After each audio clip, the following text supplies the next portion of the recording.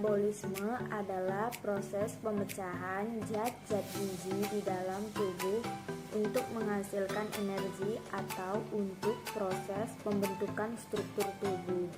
Secara sederhana, proses metabolisme adalah makanan yang masuk melalui mulut akan mulai tahap pencernaan sehingga menghasilkan energi yang dibutuhkan oleh tubuh.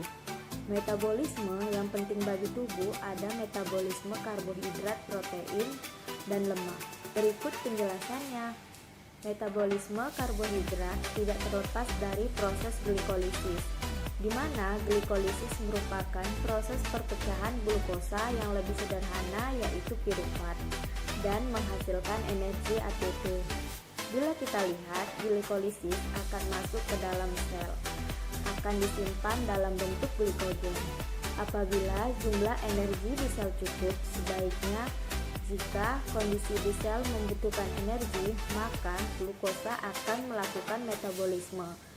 Tahap yang akan dilakukan pertama yaitu glikolisis, dengan mengubah glukosa menjadi pirufat disertai pembentukan energi ATP atau adenosin trifosfat dan molekul lain yaitu NADH.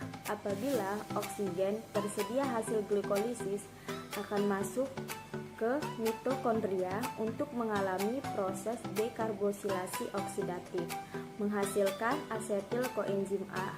Setelah itu, asetil koenzim A akan masuk ke dalam proses selanjutnya yaitu siklus Krebs.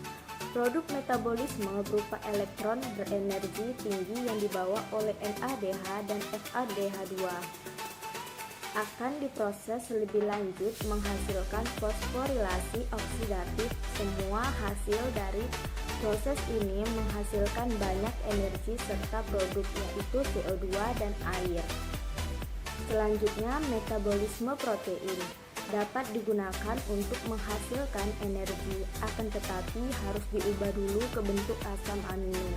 Sebagian besar asam amino untuk membentuk protein baru sebelum asam amino dapat digunakan dalam proses respirasi gugus aminonya. Harus dibuang dulu melalui proses deaminasi. Zat buangan ini akan diekskresikan dari hewan dalam bentuk amonia urea. Dan produksi sel lainnya, asam amino selanjutnya akan diubah oleh enzim melalui intermediate dalam glikolisis asetil koenzim ARE. Selanjutnya, metabolisme lipid atau lemak. Lemak diperoleh dari cadangan makanan yang ada di dalam tubuh. Lemak akan dicerna menjadi gliserol dan asam lemak. Gliserol diubah menjadi gliseraldehyde 3 fosfat. Sebagian besar energi pada lemak disimpan dalam asam lemak yang mengalami proses beta oksidasi menjadi fragmen berkarbon 2 dan menghasilkan produk asetil koenzim A, NADH, dan FADH2 yang dihasilkan selama proses beta oksidasi dapat memasuki rantai transport elektron sehingga lebih banyak energi yang akan dihasilkan. Enzim merupakan kelompok senyawa protein yang berfungsi sebagai katalis untuk proses biokimia yang terjadi baik di dalam maupun di luar sel.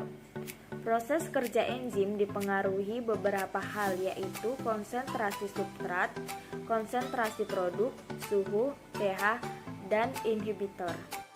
Jadi kesimpulannya adalah bahwa ketiga metabolisme tadi memiliki kesamaan dalam hal jalur proses, di mana melewati glikolisis, siklus Krebs, dan transfer elektron sebelum menghasilkan energi yang berguna bagi manusia.